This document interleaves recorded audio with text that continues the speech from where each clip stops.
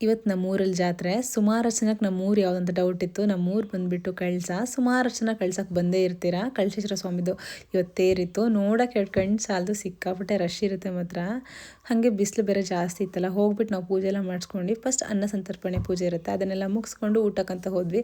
ದಿವಸ ಊಟಕ್ಕೆ ಹೋಗ್ತೀವಿ, ಇವತ್ತು ಊಟ ಬಿಡಬಾರ್ದು ಅಂತ ಹೇಳಿ ನುಗ್ಲಲ್ಲಿ ಹೋಗಿ ಬಳೆದೆಲೆಯಲ್ಲಿ ಒಂದು ಒಳ್ಳೆ ಊಟ ಮಾಡಿದ್ವಿ. ಊಟ ಎಲ್ಲ ಮಾಡ್ಕೊಂಡು ಫ್ರೆಂಡ್ಸ್ ಎಲ್ಲ ಹೊರಗಡೆ ಬಂದುಬಿಟ್ಟು ಹಾಗೆ ಫೋಟೋಸ್ ವಿಡಿಯೋಸ್ ಎಲ್ಲ ಸ್ವಲ್ಪ ತೊಗೊಂಡ್ವಿ. ಇವಾಗ ಫ್ರೆಂಡ್ಸಿಗೆಲ್ಲ ಮಕ್ಕಳಾಗಿದ್ದಾರೆ, ಏನೂ ಮಾಡೋಕ್ಕಾಗೋದಿಲ್ಲ. ಅವ್ರನ್ನೆಲ್ಲ ಎತ್ಕೊಂಡು ಒಂದು ರೌಂಡ್ ಬಂದ್ವಿ. ಬಳೆಗಳೆಲ್ಲ ತುಂಬ ಚೆಂದ ಇತ್ತು ಮಾತ್ರ. ಈ ಥರ ಎಲ್ಲ ನೋಡೋಕೆ ಸಖತ್ ಖುಷಿಯಾಗುತ್ತೆ.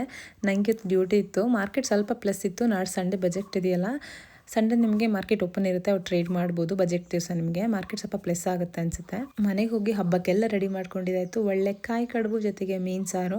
ಮತ್ತು ನಾನು ಕುಕ್ ಅಂತ ಅಂದ್ಕೊಳಕ್ಕೆ ಹೋಗಬೇಡಿ, ಬರೀ ತಿರ್ಸೋಕ್ಕಷ್ಟೇ ನನ್ನ ಬಿಡೋದು. ಫ್ರೆಶ್ ಆಗಿ ಇಲ್ಲಿ ಹೊಳೆ ಮೀನು ಮತ್ತು ಸಿಳ್ಗೀರು ಮೀನು ಅಂತೀವಿ ನಾವು, ಅದೆಲ್ಲ ಸಾಂಬಾರು ರೆಡಿ ಆಗ್ತಿತ್ತು.